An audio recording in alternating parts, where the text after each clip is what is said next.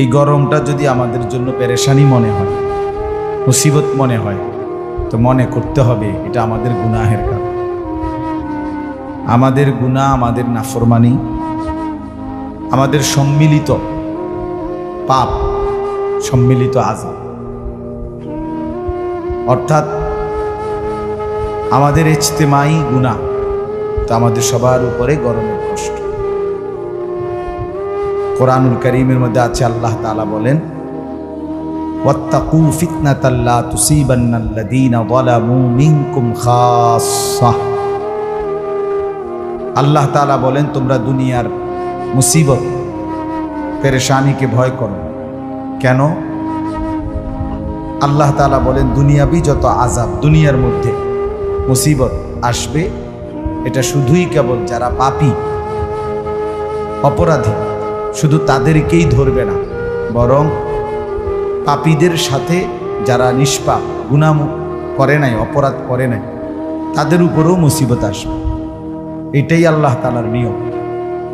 দুনিয়ার বেলায় আল্লাহ তাআলার নিজাম একরকম, আখিরাতের বেলায় আরেক রকম। দুনিয়াতে যখন কোনো আযাব, গজব, মুসিবত আসে, তো ইমানদার, নেককার, নাফরমান, বদকার সবার উপরেই আসে, সবার উপরেই বর্তায়। এটাই আল্লাহ তাআলার সিস্টেম। আল্লাহ তাআলা কোনোভাবেই দুনিয়াতে থাকাকালীন চূড়ান্ত নেককার এবং চূড়ান্ত পাপী পরিষ্কার করে দেন না, চূড়ান্ত ফয়সালা আখিরাতেই দেখান।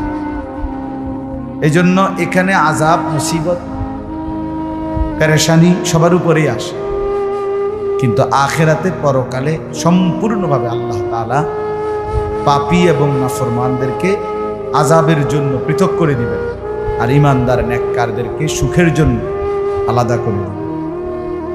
ফারীকুন ফিল জান্নাহ ওয়া ফারীকুন ফিস সাঈর। একদল জান্নাতি হবে, একদল জাহান্নামী, একদল আসহাবুল মাইমানা, একদল আসহাবুল মাশআম। একদল হবে ডান দিকের দল, আরেক দল হবে বাম দিকের দল। ডান দিকের দল জান্নাতের সুখ ভোগ করবে, বাম দিকের দল জাহান্নামের কষ্ট ভোগ করবে। ফাআম্মা মান উতিয়া কিতাবাহু বিয়ামিন, এটাও কোরআনে আছে। আবার ওয়া আম্মা মান উতিয়া কিতাবাহু বিশিমাল। আল্লাহ তাআলা বলেন, হাসরের ময়দানে যার আমলনামা ডান হাতে দেয়া হয়, সে সুখের জান্নাতে বসবাস করে। আবার যার বাম হাতে দেয়া হবে, সে চির কষ্টের জাহান্নাম ভোগ করবে। তাইলে এই কথাটা স্পষ্ট যে এখনকার হিসাব একরকম, ওইখানকার হিসাব আরেক রকম। এখন দুনিয়াতে যখন কোনো ঘূর্ণিঝড় হয়, জলোচ্ছ্বাস হয়, টর্নেডো হয়, সাইক্লোন হয়, মহামারী হয়, যেমন করোনা হয়েছে, তো অনেক নেককার, নামাজি, ফরহেজগার মানুষও এতে মৃত্যুবরণ করছে। যখন কোথাও ঘূর্ণিঝড় হয়েছে, তো অনেক ভালো মানুষের ঘরও ভাঙছে, নামাজি মানুষের ঘরও ভাঙছে, বন্যায় নেককার, বদকার সবাই ডুবছে। কিন্তু কারণ গুনাহ। প্রতিটা মুসিবত দুনিয়াতে, পেরেশানি, আযাব, গজব সবটাই আমাদের গুনাহ। কিন্তু গুনাহ করছে যতজন, দুনিয়াতে আযাব ভোগ করছে ততজন, এমন না। পেরেশানি ভোগ করবে সবাই, মুসিবত ভোগ করতে হবে দুনিয়াতে সবাই। এই জন্য এই মুহূর্তের এই তীব্র গরম, অতিবৃষ্টি, অনাবৃষ্টি দুইটাই আযাব। প্রচণ্ড বৃষ্টি হওয়া তো বন্যা লেগে যায়, আবার একদম বৃষ্টি হচ্ছে না, তো আমাদের জিন্দিগি গরমে অস্থির হয়ে যায়। উভয়টাই আমাদের জন্য কি? পেরেশানি। পেরেশানি কিনা বলেন? তো এই সবটাই আমাদের গুনাহ। ব্যক্তির গুনায় ব্যক্তির আযাব হয়, কিন্তু সম্মিলিত গুনাহ বাড়লে সকলের উপরে আযাব। আজকে আমরা, এটাই সত্য, এটাই বাস্তবতা ভাইয়া, এটাই ইনসাফের কথা। আমাদের জিন্দিগির মধ্যে আমাদের আল্লাহর সাথে সম্পর্ক আমাদের একদম কম। আমরা মূল সম্পর্ক ছিঁড়ে ফেলছি, ফালতু সম্পর্ক জুড়ে ফেলছি। আমাদের রবের সাথে আমাদের সম্পর্ক নেই। আমাদের সবাইরই পছন্দ হয়, আল্লাহকেই শুধু পছন্দ হয়। আমরা এর চাইতে কঠিন অনেক কথাও যে কর্মচারী 8,000 টাকা বেতনে চাকরি করে, সে তার অফিসের বসের অনেক কঠিন, 8,000 টাকা বেতনে বেটা তোরে বলছে বাথরুম সাফ করতে, এটা তোরে ভাল লাগে, কিন্তু আল্লাহ তাআলা তোকে সমস্ত কিছু দিয়ে বলছে সেজদা দিতে, না, এটা কষ্ট। অর্থাৎ দুনিয়াবি আমরা অনেক কঠিন বিষয় মাইনা নেই, এটারে আমরা গায়ে সহে, আল্লাহর কথাটা আমাদের গায়ে সহে। অথচ আল্লাহ তাআলা কোনোভাবেই বান্দার উপরে ভারী কোনো বোঝা চাপায় দেন। বলেন, ইনসাফের কথা বলেন। আজকে যাদের মনে করেন এশার নামাজ, তো এশার নামাজ পড়া মানে কি? 4 রাকাত নামাজ মানে কি? 4টা সিমেন্টের বস্তা আপনার ট্রাকের থেকে নামাইয়া গোডাউনে রাখা, এটারই তো কয় নামাজ, ঠিক না কথা? 50 কেজি করে মোট 200 কেজি সিমেন্টের বস্তা নামানো, অথবা 1 শতক মাটি কাটা, এটার নামই তো 5 ওয়াক্ত নামাজ, ঠিক না? তো তাইলে কি এখানে পেরেশানিটা কি? মানে আপনার উপরে বোঝাটা কি? আল্লাহ তাআলা কোন মুসিবতটা চাপায় দেন? কিন্তু এইটা আমাদের পছন্দ হয়। অথচ এর চাইতে ভারী এই যে বিদেশ যায় আমাদের ছেলেরা, হ্যাঁ, কি করে, কতটা কষ্ট করে আমরা দেখিনি। বলেন, 12 ঘন্টা 14 ঘন্টা ডিউটি, 16 ঘন্টাও ডিউটি করে। তো 16 ঘন্টা যদি ডিউটি করে, 24 ঘন্টার মধ্যে আর থাকে কয় ঘন্টা? 8 ঘন্টা। তা 8 ঘন্টার মধ্যে আবার নিজের রান্না নিজে রান্না, নিজের কাপড় চোপড় নিজেই ধরে, নিজের রোম নিজেই ঘুষায়, ওষুধপত্র চিকিৎসা সবই নিজের হাত করতে হবে। বউ কোথায়, বাচ্চা কোথায়, কামের লোক রাখবো কোথায়? হেতেই তো কামের লোক, কামের লোক রাখবো, কথা বুঝেন না? সেই তো কাজ করে, সে আবার লোক রাখবে কেন? এই যে কষ্টের জিন্দেগি, এটা সহ্য হয়। আপনার 12 ঘন্টা ডিউটি সহ্য হয়, ফজরের নামাজটা সহ্য হয়, জোহরের নামাজ সহ্য হয় না। হা, কি আশ্চর্য! এটা কেমন বেইনসাফি কথা বলে, কেমন জুলুমের কথা! এখানে তোমরা যারা বসছো ছেলেরা, তোমরাই বলো ভাইয়া, মানে কি সমস্যার কারণে আজকে 5 ওয়াক্ত নামাজ পড়লাম? মানে অসুবিধাটা কি? ব্যারাম তোমার, কি সমস্যা, কি অসুবিধার কারণে, শরীরের কোন সমস্যার কারণে নামাজ পড়লাম? অনেক ছেলে এখানে বেনামাজি, আমি তো চেহারা দেখলেই চিনি, বেনামাজির চেহারা তো চিনা না। বেনামাজি অসভ্য, এই অসভ্যের চেহারা চিনাই যায়। এটা বেহায়া, এটা নির্লজ্জ, খবিস, খবিসরে তো চিনাই যায়, চিনাই যায়। যদি আমার এখন দায়িত্ব দাও, আমি দেই, দাঁড় করাই বেনামাজি, দাঁড় করাই এখন। চেহারাগুলো কালো, চেহারার মধ্যে গুনাহের ছাপ, নাচ গান, নারীর ছবি, উলঙ্গ দৃশ্য, শরীর নাপাক, পেশাবের দুর্গন্ধ, একটা জঙ্গলি আর কি, একটা জঙ্গল ছাড়া, আফ্রিকার জঙ্গলি ছাড়া, এর মুতের গন্ধ, যার প্যান্টে ঠিক মতো আপনি চুলের কোনো আগামাতা নাই, ঘাড়াইয়া মুতে, সারাক্ষণ মোবাইলে ছবি দেখে, মানুষের বেড়ি দেখলে লাফায়, নিজেরা হই হুল্লোর চিৎকার দেয়, ঘুরে গাড়ে ভাত খায়, বন খায়। এটা কি মানুষ? পাগলও না, ছাগলও নাই, মানুষও না, প্লাস্টিকও নাই। এটা কি আসে? এটা কোনো জিন্দেগি হলো মিয়া? এটা কোনো সুস্থ স্বাভাবিক মানুষ হলো না? এই জন্য বললাম, আসলেই বাস্তবতা, এই প্রচন্ড গরম আমাদের উপরে আযাব, আর এটা আমাদের গুনাহের কারণ, আমাদের সীমাহীন কোনো কারণ ছাড়াই আমাদের ছেলেগুলো নামাজ পড়ে, কোনো কারণ নাই, বিনা কারণে গরমে কষ্ট পাইতেছে, তারপরও এমন ঘাটতেরা, এরপরও এমন ঘাউরা। আল্লাহ পাক বলতেছে যেন যে তোরে এত গরম দিলাম, হে, এরপরও বলে যে আপনি যদি আরো গরম আমার কাঠও বানাই, আমি সেজদা নেড়ে দিলাম, সাফ কথা, আমাদের আল্লাহকে নিসা গাদ্দার এই পরিমাণ, মানে সাংঘাতিক গাদ্দার, বুঝেন না? সাংঘাতিক গাদ্দার, সাংঘাতিক গাদ্দার। ছেলেরা, তোমরা যারা নামাজ পড়ো না, তোমার মতো ঘাটতেরা, গাউরা, বেয়াদব, গাদ্দার, অসভ্য আল্লাহর জমিনে আর কোন সৃষ্টি, কোন জন্তু জানোয়ার এত বড় বেয়াদব হয়? কোন কুকুর বিড়াল এত বড় গাদ্দার না, কোন কুত্তা এত গাদ্দার হয় না। বেনামাজি তুই যত বড় গাদ্দার বেটা, কপাল নয় না আল্লাহর সামনে যে তোকে সব দিয়েছে। এইমাত্র বললেন বেলায়েত ভাই, পৃথিবীর যে যেদিকে বলে কেউ একে প্রিয়, ওকে প্রিয়, ওকে বড়, একে বড় মনে, প্রতিনিয়ত মুয়াজ্জিন বারবার বলে না না দুনিয়াবাসী আল্লাহু আকবার, আল্লাহ বড়।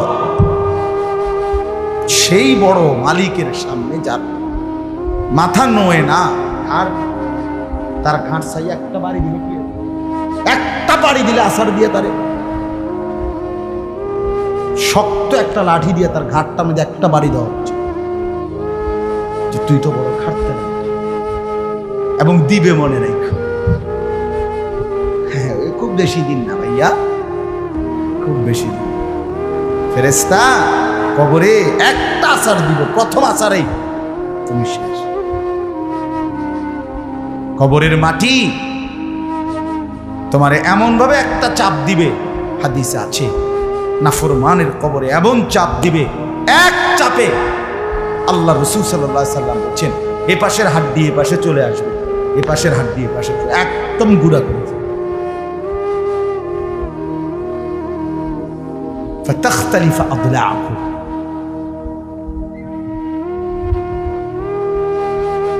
এজন্য চলো মিয়া, মাতবরি করে আল্লাহকে নারাজ করে সবাইকে কষ্ট দিচ্ছ গুনাহের কারণে। আজকে যত পাখি, পশু, গরু, ছাগল, কুকুর, বিড়াল, সাপ, বিচ্ছু, কীট পতঙ্গ, জন্তু জানোয়ার, আল্লাহর যত মাখলুক এই প্রচন্ড গরমের কারণে কষ্ট পাইতেছে কিনা বলে, এই সমস্ত মাখলুকাত কসম আল্লাহ এই বেনামাজি পাপী নাফরমানদের উপরে খোদার লানত দেয়। এক কুত্তাও বলে বেনামাজি তোর উপরে আল্লাহর লানত, তোর কারণে আমি গরমে কষ্ট পাইতেছি। এক শুকর বলে যে বেনামাজি তোর উপরে আল্লাহর লানত পড়ুক, তোর পাপের কারণে আমরা কষ্ট পাচ্ছি। কারণ কোন চতুষ্পদ জন্তু জানোয়ারের কোনো পাপ নাই, গরু ছাগলের কোনো গুনাহ নাই, কোথায় বলবো, কুকুর বিড়ালের কোনো গুনাহ আছে কি? নাই তো, ওদের গুনাহ আইব করতে, গুনাহ আমার, গুনাহ কার? আমার, আমার। এই গোটা সৃষ্টি আল্লাহর জমিন প্রচন্ড গরমে কাঁপতেছে নাফরমানির কারণে। নাফরমানি কি কারণে নামাজ পড়ো না ছেলেরা? কিসের ওয়াজ? আমার খুব আগ্রহ, হুজুর আপনি আইতে কি ঘাস কাটবো, আমি আইলাম আর কি, তখন কিছে মানে আমি ওরা আসলাম তো, এরপরে বলেন না কেন, কথা বলেন, আমার জন্য পাগল হয়ে গেছেন, ঠিক আছে ভালো, তো আমি আসছি, তো এখন কি হয়েছে, এখন কি হবে? এখন আমি আসছি, বেনামাজি ছেলেরা এখন দাঁড়াও, নামাজ পড়বা কখন বলো, এখন বলো ছেলে, ওয়াদা করে এখন বলো কখন নামাজ পড়বা বেটা, বলো ইনশাআল্লাহ। মুসলমানের সন্তান, পৃথিবীবাসীকে তুমি কষ্ট দিবা কেন? আল্লাহরে তো সৃষ্টির লানত নিয়ে বাঁচবা কেমনে রে ছেলে? আগামী সময়টা কেমনে বাঁচবা? আগামী 30 বছর পরে তুমি যদি হায়াত পাও, পৃথিবীর অবস্থা কেমন হবে? এক ওয়াক্ত নামাজ যদি তুমি পড়তে মন না চায় ভাইয়া, তোমার ছেলেটার কি হবে? তুমি যদি সারাক্ষণ মেয়ের ছবি দেখো মোবাইলে, তোমার বউটা কেমন? তোমার একটা মেয়ে হবে যখন, আল্লাহ চাহে তো। আমার বাপের যেমন মেয়ে ছিল, মানে আমার বোন, আমারও তো এখন মেয়ে আছে, আমারও তো 2টা মেয়ে আছে, তা আমি যদি দেখি আমার মেয়েটা চরিত্র আমার জীবনে, তখনকার লজ্জা আমি রাখবো কোথায়? তখন আমি লজ্জা রাখবো কোথায়? বাংলাদেশে গতকালকের আগের দিন ঢাকার সবচেয়ে গুরুত্বপূর্ণ এলিট এলাকা গুলশানে মদের আড্ডা থেকে, মদের বার থেকে মদ খাইয়া মাতাল হইয়া যুবতী মেয়ে 4 জন একজন আরেকজনের মারামারি করে রাস্তায় ওপেন মানুষের সামনে কাপড় খুলে 3 মেয়ে ধইরা আরেক মেয়ের কাপড় খুলে দিতে দেয় গায়ের। হ্যাঁ, এগুলো পুলিশে বলছে, আজকে 2 দিন পত্রিকা আসতেছে। অসভ্যতা কোথায়? কিসের গরম, কিসের তীব্রতা, কিচ্ছুর খবর তো নাই। যুবতী মেয়ে, মহিলা মেয়ে, মেয়েরা 3 জন, ওই মেয়ে আবার যে মেয়ে, ওই মেয়েও মাতাল, ওইও নেশা করছে, মানে যার কাপড় খুলে লাইছে সেও মাতাল। কি নিয়ে তর্ক লাগছে? রাস্তার মধ্যে আইনা শত শত ক্যামেরা দেখছে, মোবাইলে ভিডিও হয়েছে। আমরা কোথায় নেব? আমাদের জেনারেশন কোথায় গেছে? আমাদের অসভ্যতা কোথায় নামছে?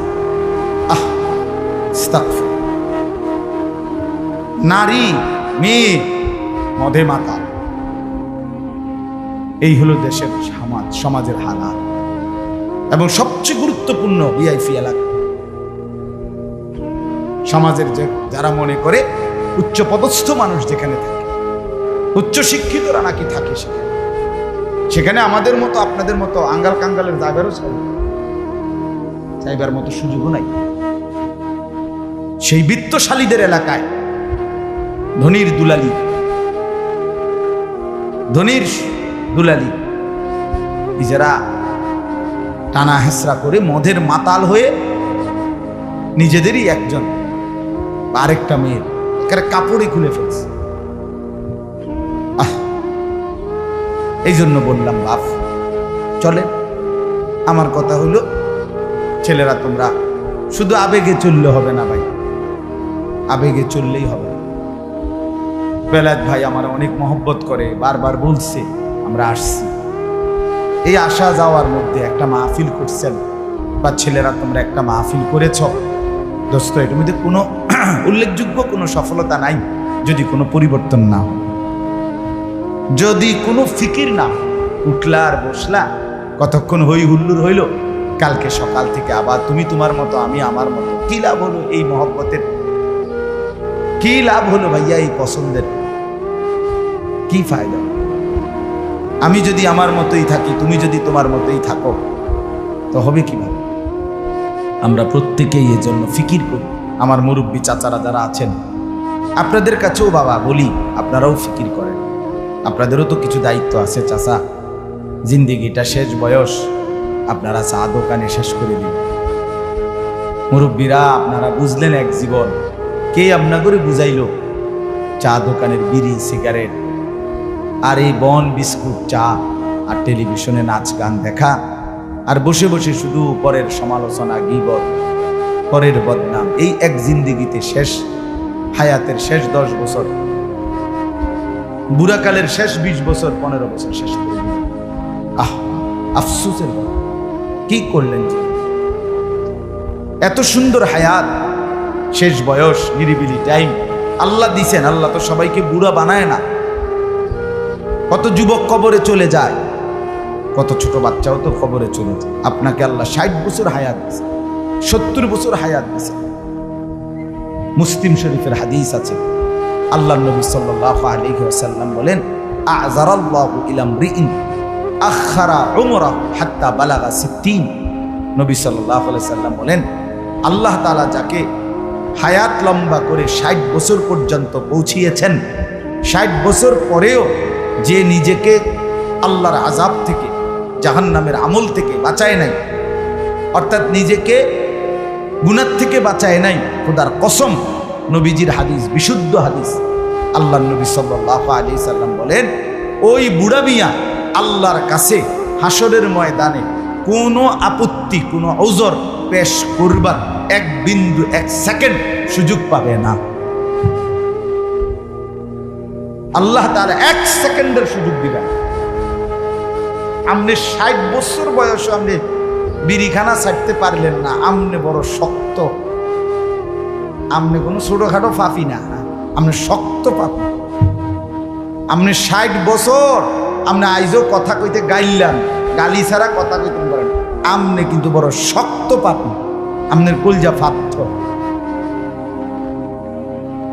হ্যাঁ, মনে রেখে 60 বছর বয়স আপনি এখনো রঙিন টেলিভিশনে সাদওয়ানে বইয়া বইয়া নাচ গান দেখেন, আমনের কলজার ভিতরে বেডির লোভ একবার পাথরের মতো বসে গেছে। আপনি বড় লোভী, আপনি বড় লোভী, কারণ আপনার দিল পাথর। যে ছেলেটার বয়স 16 বছর, তার গুনার বয়স 4 বছর। কথা বুঝেন নাই আপনি? সে বালেগ হয়েছে তো 14 বছর বয়স, তো তার হিসাব শুরু হয়েছে ওই সময়। তার গুনার বয়স কত? 4 বছর। যে বেটার বয়স 60, এবারটার গুনার বয়স কত? 15 থেকে ধরেন 60। 15 বছরও যদি উনি বালেগ হয়, 60 বছর বয়স আজও যদি উনি বিড়ি খায়, উনি যে বিড়ি খায় কত বছর? তো উনি আজ যে টেলিভিশন দেখে কত বছর? উনি বেড়ি চায় কত বছর ধরে? উনি কেমন খারাপ কাচ্চতের লোক। কথা বলেন না? হ্যাঁ, নাহলে জবাব দেন, প্রতিবাদ করেন, প্রতিবাদ করলে ছেড়ে দিই আমি। বলেন, আপনি দাঁড়াইয়া প্রতিবাদ করেন, তাহলে আমি বন্ধ করে দেব। তাইলে আপনি তো, আমি এই জন্য দুনো পক্ষকে বলতে চাই, আমার এই জোয়ান ছেলেরা, এরাও আমাদের স্বপ্ন। আমার এই শক্ত বলার অর্থ মানে ওরে ফিরায় দেওয়া না, ওরে ফেলে দেওয়া না, ওরে ধাক্কা দিয়ে তাড়াইয়া দেওয়া না, ওরে ফিরাই আনা। ওর কলিজার মধ্যে আমি লাতাইফুল মাআরিফ কিতাবের মধ্যে পড়ছি, কিছু নসিহত আছে চাবুকের মতো, যেটা চাবুকের আঘাতে মনে হয় যেন কষ্ট পাইছে, যন্ত্রণা, কিন্তু যদি এই আঘাত সইতে পারে, হতে পারে তার জীবনে পরিবর্তন আসবে। তা এই আশায় একটু শক্ত বলি, একটা ফিকিরে বলি। দুশ্মনে আমি কেন কাজ করছি নাইমা কারোর লগে, কথা বলেন না কেন? কোনো ছেলে পেলের সাথে আমার ঝগড়া আছে কোনো এখানে যে হুজুরে না, কাজ্যার জন্য, ঝগড়ার জন্য বলি।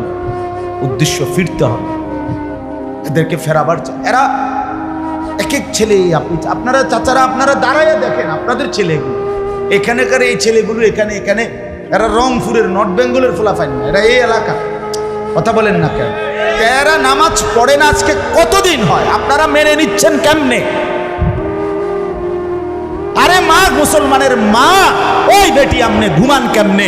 আমনের ফুত একদিনও ফজরের নামাজ, এশার নামাজ পড়ে না, আমনে বেডি ঘুমজান কেমনে? বেডি আপনি মুসলমান মহিলা হইলেন কেমনে? ঠিক হ্যাঁ, আরে মি আপনি মুসলমান বাপ হইলেন কেমনে? আপনার ধর্ম আপনি এভাবে ভুলে গেলেন কেন? আপনার নবীর নাম আপনি এভাবে ভুলে গেলেন। আল্লাহ নবী সাল্লাল্লাহু আলাইহি সাল্লাম ফজরের নামাজের সময় ওনার মেয়ে ফাতেমাকে নিজে গিয়া দরজার কড়া নাইরা নবীজি নিজে উঠাইতেন। আমরা হাদিসে পড়ছি, ফাতেমা কুমি লিসসালাহ, নবীজি বলতেন, ফাতেমা নামাজের জন্য উঠো মা। আনকিজি নাফসাকে মিনান নার, নবী নিজে বলতেন, ফাতেমা কলিজার টুকরা মা, তুই তোরে জাহান্নামের আগুন থেকে বাঁচা মা। ফাইন্নী লা উগনি আনকে মিনাল্লাহি শাইআ, নবী বলতেন, ফাতেমা মুহাম্মদের মেয়ে বললে হাসরের ময়দানে মা আমি কোনো উপকার করতে পারবো না। সেজদাবিহীন মা, পর্দাবিহীন, আল্লাহর গোলামি বিহীন ফাতেমা মুহাম্মদের মেয়ে বললেই শুধু পার পাইবা না। আলীর স্ত্রী বললে হবে না, হাসান হুসাইনের মা বললে হবে না, মুহাম্মদের কন্যা বললে হবে না। নবী বললেন, ফাতেমা সেজদা দেখাইতে হবে। কি? তোমার পর্দা দেখাইতে হবে, তোমার আমল নামা তোমাকেই বুঝাই দিতে হবে। আল্লাহর নবী তার চাচা আব্বাস রাদিয়াল্লাহু তাআলা আনহু, নবীজির চাচা আব্বাসের ঘরের কাছে যেতেন, ফজরের ওয়াক্তে দরজা নেড়ে ডাকতেন, ইয়া আম কুম লিসসালাহ, চাচা নামাজের জন্য ওঠেন, আনকিজ নাফসাকা মিনান নার, চাচা আপনি নিজেকে জাহান্নামের আগুন থেকে বাঁচান, ফা ইন্নী লা উগনি আনকা মিনাল্লাহি শাইআ, চাচা মুহাম্মদের চাচা বললে আমি হাসরের ময়দানে উপকার করতে পারবো না।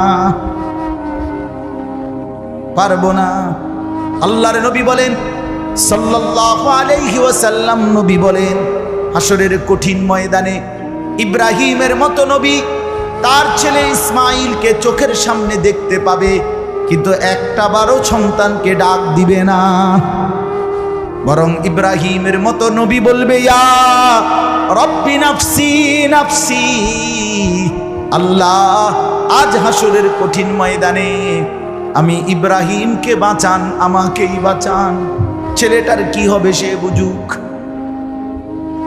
আল্লাহর নবী বলেন ইয়াকুব নবী 40 বছর একটানা ছেলে ইউসুফের জন্য কাঁদতে কাঁদতে, হাত্তা বিয়াদ্দাত আইনাহু মিনাল হুজনি, আল্লাহ তাআলা কোরআনে বলেন ইয়াকুব 40 বছর টানা ইউসুফের জন্য কাঁদতে কাঁদতে চোখটা অন্ধ হইয়া সাদা হয়ে গেছে। এতটা লম্বা সময় যেই সন্তানের জন্য ইউসুফ নবীর জন্য ইয়াকুব নবী কাঁদলেন, ইয়াকুব নবী ইউসুফকে কি পরিমাণ ভালোবাসতেন, কি বলেন?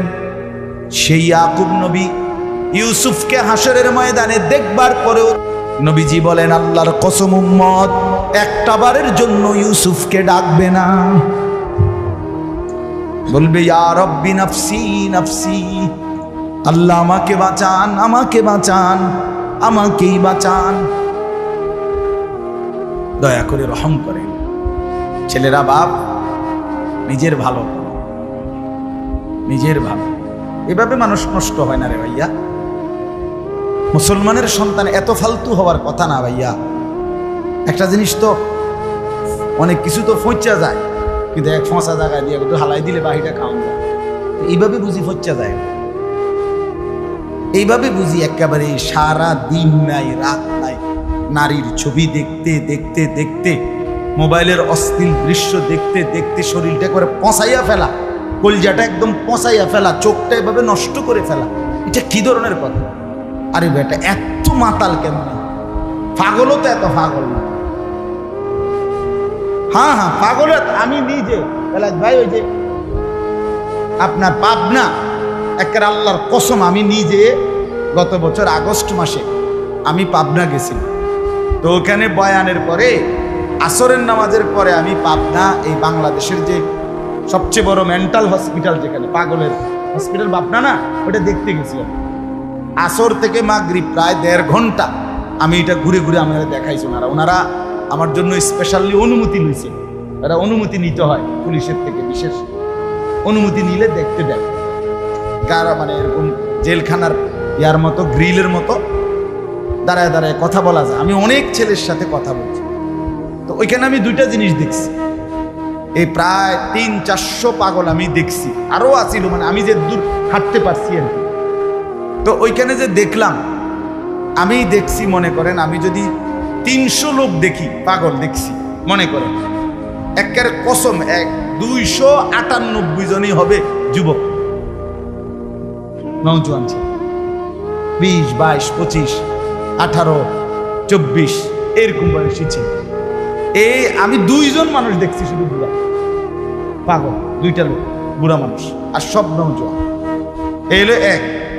2 নম্বরে মাগরিবের আজান হয়ে গেছে, তখন আমি মাগরিবের আজানের পর আজান শেষ হইবার সময় আমি বের হয়েছি, মানে আমার এটার ভিতর বাহিরে মসজিদ আছে, ওখানে নামাজ পড়ি।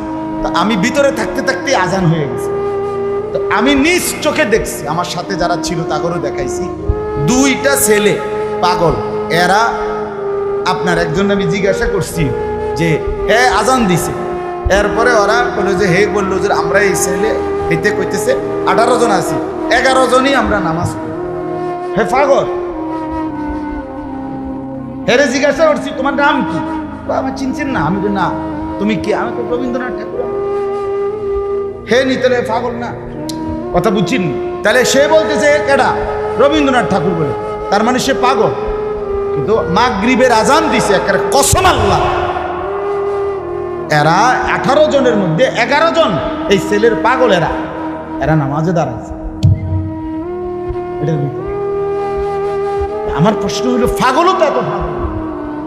হ্যাঁ, পাগলও তো বেটা এত পাগল না। তুই যেমন পাগল হইলি বেটা, আরে তুই কি পাগল হইলি রে?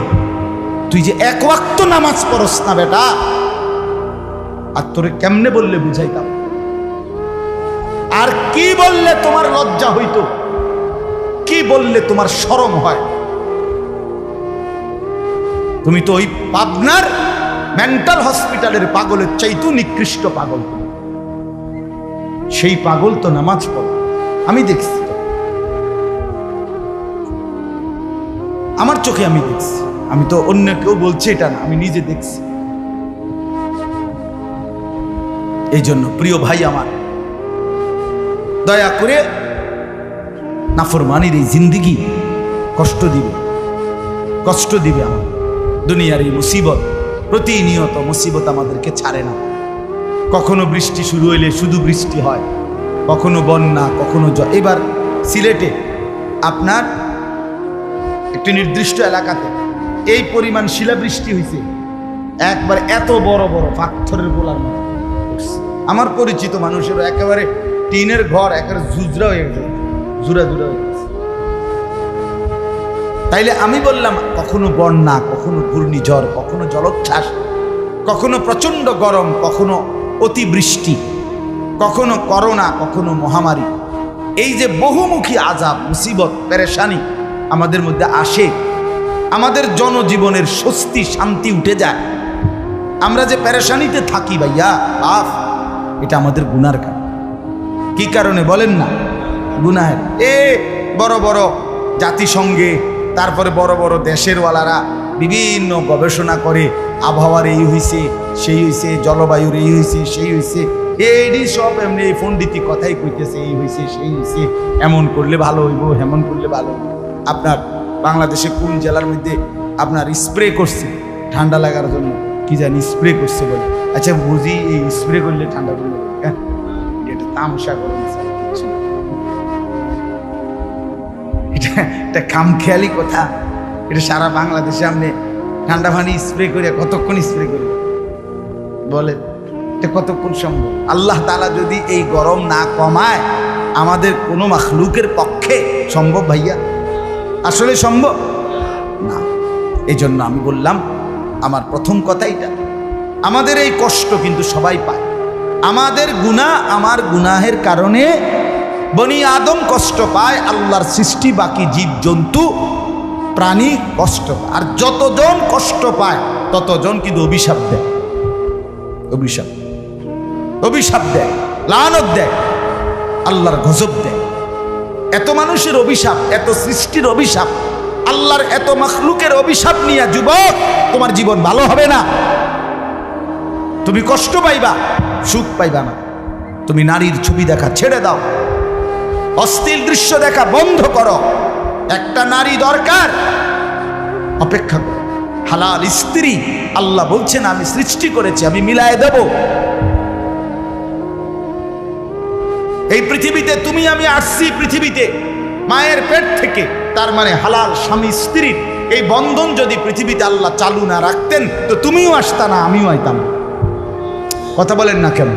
তাহলে এটা তো হচ্ছেই, স্বামী স্ত্রীর এই পবিত্র বন্ধন, এটা তো আল্লাহ তৈরি করছেই। এটা তো প্রতিনিয়ত, প্রতিদিন আল্লাহর জমিনে নতুন নতুন নারী পুরুষ বিবাহ বন্ধনে আবদ্ধ হচ্ছে না? তুমিও তো সেই সিরিয়ালে আসো। তুমি এমন পাগল হয়ে গেলা কেন? তুমি এমন কুত্তা হয়ে গেলা কেন যে যা দেখো সব দেখতে মন চায়? হিন্দি সিনেমার নর্তকীও দেখো, বাংলা সিনেমার নর্তকীও দেখো, টিকটকের নর্তকীও দেখো, রাস্তার বেহায়া বেপর্দা মেয়েকেও দেখো। এত নারী দেখে, এত অশ্লীল দৃশ্য দেখে তুমি একা পুরুষ, একা যুবক নিজেকে সামলাইবা কেমনে? এক সময় চরিত্র শেষ হয়, শরীরের শক্তি শেষ হয়, যৌবনের ক্ষমতা শেষ হয়, আখিরাতটাও বরবাদ হয়, আর শরীরটাও নষ্ট হইয়া হারবালেও আর ধরে না। তখন আর হারবালও শুধু কাম। হ্যাঁ আমরা জানি, আপনি জানেন করতে, আমরা জানি, তোমার তো ভালো জানি, কারণ আমাদের সাথে অসংখ্য যুবক মহব্বত করে দোয়ার জন্য, বিভিন্ন পেরেশানির জন্য তাদের অবস্থা জানায়, বলে, কাগজে লিখে বলে, কেউ মুখে বলে, মোবাইলে বলে, দোয়া চায়। এক এক ছেলে পেলের হালাত শুনি তো আমরা, শরীরের কি অবস্থা, যৌবনের কি অবস্থা, জিন্দিগিটা নষ্ট করে কি করছে এখন ভ্যা ভ্যা করে কাঁদে। এই জন্য দয়া করে আমরা যদি গুনাহ না কমাই আমাদের মুসিবত যাবে না। এই রোদ, এই তাপমাত্রা আবার কমবে তো আবার নতুন আযাব আসবে, আসবে কিনা বলেন? আবার আসবে, আরেকটা আসবে।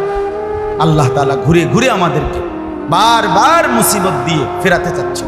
কোরআনে আছে, আল্লাহ বলে, বান্দা লিউযীকাহুম বা'দাল্লাযী আমিলু লাআল্লাহুম ইয়ারজিউন। আমি আল্লাহ তাআলা তোমাদেরকে বিভিন্ন সময়ে আযাব দিয়ে, কিছুটা আযাব দিয়ে তোমাদেরকে আযাবের শাস্তির স্বাদ মজা দেখাইয়া আমি চাই লাআল্লাহুম ইয়ারজিউন, আমার বান্দারা যেন সবাই আমার দিকে ফিরে আসে। লাআল্লাহুম ইয়ারজিউন, আমার বান্দা যেন আমার দিকে ফিরে আসে। ওয়ালানুযীকান্নাহুম মিনাল আযাবিল আদনা দুনাল আযাবিল আকবার লাআল্লাহুম ইয়ারজিউন। আল্লাহ বলে, জাহান্নামের কঠিন আযাব দেওয়ার আগে দুনিয়ার মধ্যে আমি সামান্য আযাব ভোগ করাই। কেন বান্দা? যেন তোমরা আমি আল্লাহর দিকে ফিরে আসো। লাঠি দেখাইলে বাচ্চা খাইতে শুরু করে, লাঠি দেখাইলে বাচ্চা ভয় পেয়ে চুপ করে ফেলে, অর্থাৎ বাচ্চাকে লাঠি দেখাইয়া তাকে ফিরাইতে চায়। রব্বুল আলামিন ছোট্ট ছোট্ট আযাব দিয়ে, মুসিবত দিয়ে, কখনো অতিবৃষ্টি, কখনো অনাবৃষ্টি, কখনো ঝড়, কখনো জলোচ্ছ্বাস, কখনো বন্যা, কখনো ভূমিকম্প ইত্যাদি মুসিবত দিয়ে দিয়ে আল্লাহ চায় আমার বান্দা আমার দিকে ফিরে আসুক। কিন্তু বান্দা তো বোঝে না। আল্লাহ বলেন, কুল নারু জাহান্নামা আশাদ্দু হাররা লাউ কানু ইয়াফকাহুন। আল্লাহ বলে, বন্ধু বলে দেন, দুনিয়ার আগুন, দুনিয়ার রৌদ্রের তাপ, এটা যদি এমন গরম মনে হয় তাইলে শুনে নাও বান্দা, জাহান্নামের আগুনের গরম তার চাইতে বেশি তীব্র, অনেক বেশি গরম। লাউ কানু ইয়াফকাহুন। আল্লাহ বলে, হায় আমার বান্দা যদি আমার এই কথাটা বুঝতো। মায়া করে বুঝতো। আল্লাহ বলছেন, লাউ কানু ইয়াফকাহুন। আহা বান্দা, যদি তুমি আমার কথাটা বুঝতা। আমার বান্দা, তুমি দেখো না, এই রৌদ্রের গরম যদি এমন কষ্টকর, বিরক্তিকর, এমন অস্থির মনে হয়, তাহলে জাহান্নামের আগুনের গরম তুমি কেমনে সহ্য করবা? তাইলে হাসরের ময়দানের তীব্র গরম, মাথার উপরে সূর্যটা থাকবে, পায়ের নিচের জমিন তামার মতো হবে। আল্লাহ তাআলা কোরআনে বলছে, বান্দা একদিন হাসরের ময়দান 50,000 বছর, আর সেই 50,000 বছর এক টানা দুই পায়ের নিচে তালুতে যেটুকু জায়গা, এইটুকু জায়গার উপরেই দাঁড়িয়ে থাকতে হবে। ইয়াউমা ইয়াকুমুন নাসু লিরাব্বিল আলামিন। আল্লাহ বলে, বান্দা সেদিন কিন্তু দাঁড়িয়ে থাকতে হবে, দাঁড়িয়ে একটা সেকেন্ড। নবী বলেন, হাসরের কঠিন ময়দানে এক সুতা সামনে যাবে না, পিছনেও যাবে না, ডানেও ফিরবে না, বামেও ফিরবে না, 1 ইঞ্চি নড়াচড়া করতেও পারবে না। এমন অবস্থায় দাঁড়িয়ে থাকতে হবে প্রথম দিন 50,000 বছর। 50,000 বছর আপনার বাপ দাদা 14 গোষ্ঠীর কয়জনের হায়াত?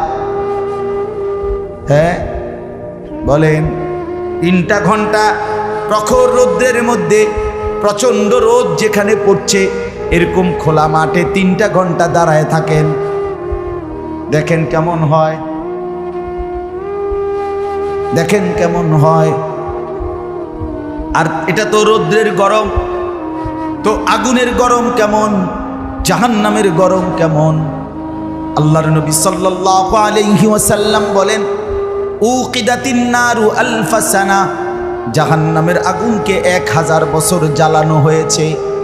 হাত্তা আহমাররাত, জাহান্নামের আগুন লাল হয়ে গেছে।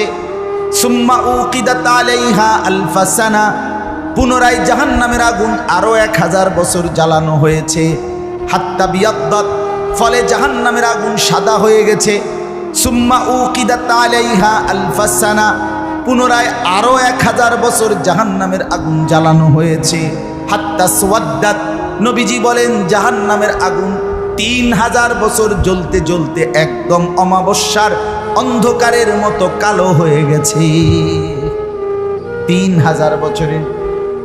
আল্লাহ কোরআনে বলে, বন্ধু, নারুল্লাহিল মুকাদা আল্লাতী তাত্তালিউ আলাল আফইদা, বন্ধু আমার, আল্লাহ বলে, বান্দা, দুনিয়ার যদি কারো গায়ে আগুন লাগে তাইলে একদিকে লাগলে যদি সেটা নিভানো যায় তাইলে কিন্তু বাকিটা বাইচা যায়, ঠিক কিনা বলেন? এই সাইড পুড়ে গেছে, বাকিটা তো বেঁচে গেছে। কিন্তু রব্বে কারীম কোরআনে বলেন, বান্দা, জাহান্নামের আগুন আমি রব্বুল আলামিন নিজে জ্বালাবো। আর আমি আল্লাহ জ্বালাবার পরে জাহান্নামের আগুনের প্রথম স্পর্শ, প্রথম সেকেন্ড তোমার গায়ের যেদিক দিয়েই লাগবে, প্রথম সেকেন্ডেই পুরা শরীর, কলিজাটা শুদ্ধ একসাথে জ্বলে যাবে। আল্লাতী তাত্তালিউ আলাল আফইদা,